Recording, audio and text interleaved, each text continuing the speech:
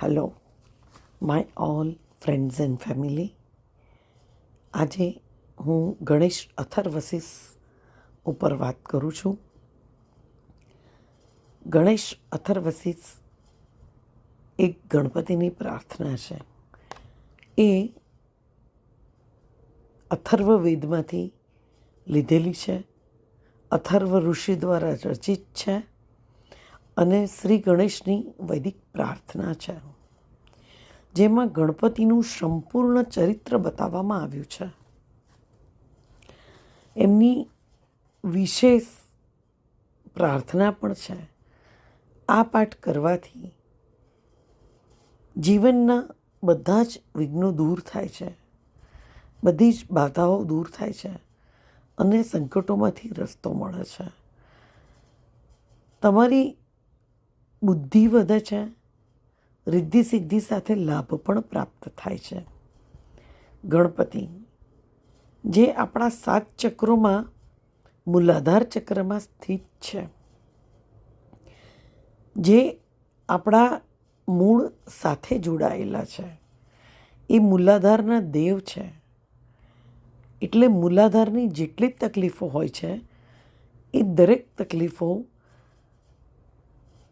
આ પાઠ કરવાથી દૂર થાય છે. તમારું મૂલાધાર ચક્ર બેલેન્સ થાય છે અને મૂલાધાર બેલેન્સ થવાના કારણે કમર અને એનાથી નીચેના ભાગની જે કંઈ પણ શારીરિક તકલીફો છે એ દૂર થાય છે. મૂલાધાર એટલે આપણા પિતૃઓથી માંડીને આપણી આવનારી પેઢી પણ એમાં જ આવી ગઈ. તો મૂલાધાર બેલેન્સ થવાથી તમારા પિતૃઓનું ડીએનએ હીલ થાય છે અને ભવિષ્યમાં આવનારી પેઢીને હીલ થયેલું ડીએનએ પહેલેથી જ મળે છે, જેથી એમને વધારે તકલીફ નથી થતી. ગણપતિનું મંગળ અને કેતુ પર આધિપત્ય છે. તો જેટલા મંગળ અને કેતુના દોષો તમારી કુંડળીમાં હોય તો એમાંથી પણ તમને લિબર્ટી મળે છે અને તમે ટૂંકમાં સારું થાય છે.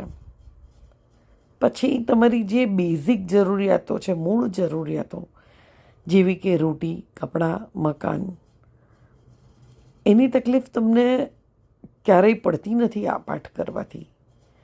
પછી તમારે રાહુની, કેતુની, મંગળની કે બુધની દશા ચાલતી હોય ત્યારે આ પાઠ અવશ્ય જ કરવો જોઈએ, કેમ કે આ બધા જ ગ્રહોમાં આ પાઠ કરવાથી તમને ઘણા બધા ફાયદા થાય છે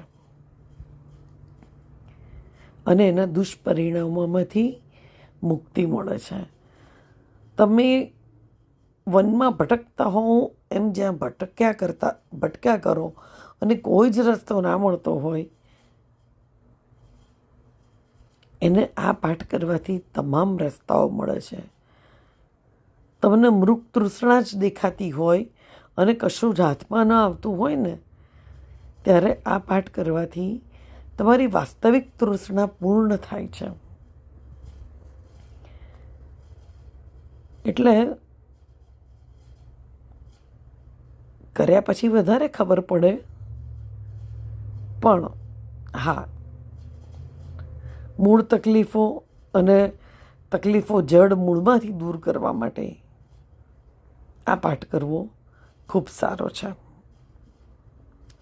અહીંયા હું તમને એક મારો જાત અનુભવ કહું કે ગણેશ ચોથ જે આવે છે, આપણે ગણપતિ આવે ત્યારે એ ચતુર્થીના દિવસે કેટલાય વર્ષોથી અમારા ઘરમાં એવો નિયમ છે કે અમે નાની નાની લાડુડીઓ ધરાઈએ ને એ લાડુડીઓ પર 108 પાઠ કરીએ ને મારા કુટુંબમાં તો 1008 લાડવા થાય, પણ હું 108 જ કરું છું. તો એ નિયમ મેં આગળ ચાલુ રાખ્યો ને શક્ય હોય તો હું યજ્ઞ પણ કરું અને નહીંતર એકલા પાઠ કરું. તો એક દિવસ આવી જ રીતે મને બહુ જ બેક પેન હતું અને એવું થતું હતું કે હું કેવી રીતે પાઠ કરીશ. અને જોવાની વાત એ છે કે મને લાડવા બનાવવાના હોય ને ગણેશ ચતુર્થીના, તો એમાં પણ બી ગમે તે રીતના સહાયતા મળી જાય, કોઈને કોઈ આવી જાય અને મારા લાડવા બની જાય. અને એ દિવસે મને બેસવાની બહુ જ તકલીફ હતી, એટલું બધું બેક પેઇન થતું હતું, બિકોઝ મારા ઘૂંટણમાં પણ તકલીફ અને બેકમાં પણ તકલીફ.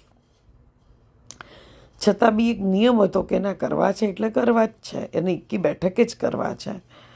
એટલે હું એ દિવસે બેઠી અને એટ એની હાઉ એ 108 પાઠ મેં પૂરા કર્યા. પછી હું રાત્રે સૂઈ ગઈ ને તો સપનામાં મને મારી કમર ઉપર ગણપતિએ સ્વયં ઘીથી માલિશ કરી મારી લોઅર બેકમાં. એ પહેલાં મને એવું ક્યારેય નથી ખબર કે ઘીથી બી કોઈ દિવસ માલિશ થાય, અને આજ બી મને નથી ખબર. અને પછી મને સપનામાં એવું લાગ્યું કે મારો દુખાવો જડ મૂળમાંથી જતો રહ્યો. પછી ઉઠીને એ વખત એવું લાગ્યું કે ઓકે, આ તો સપનું હતું.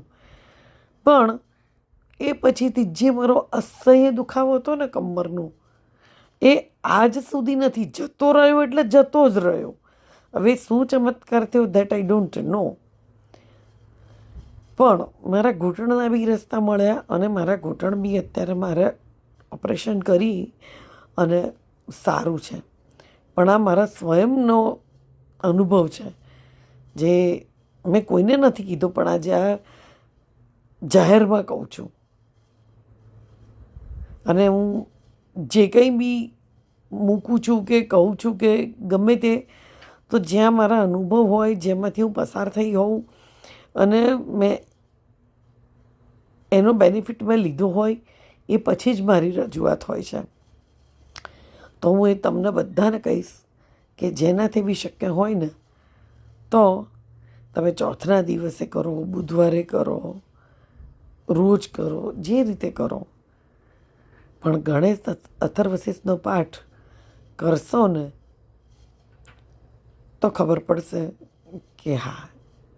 અને મૂળ મજબૂત થાય ને, આપણે કહીએ છીએ કે મકાનનો પાયો બરાબર હોય ને અને ઝાડ મૂળમાંથી બરાબર હોય ને, પછી ગમે તેટલા ડાળા પાકડા ખરી બી જાય ને તો બી નવા આવે. અને મૂળ મજબૂત હોય ને તો કોઈ હલાવી ના શકે. જો તમારે બેઝ મજબૂત કરવો હોય ને, તમારું મૂળ મજબૂત કરવું હોય ને, તો એના માટે બેસ્ટમાં best Ganesh Atharvashirsha. Thank you Ganpatiji. હું ઈચ્છીશ કે તમારા દરેક ભક્તો સુધી આ વાત પહોંચે.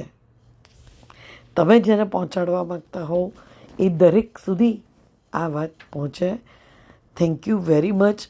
મને મારા થકી તમે આ વાત મુકાવડાવો છો એ બદલ. જય શ્રી કૃષ્ણ.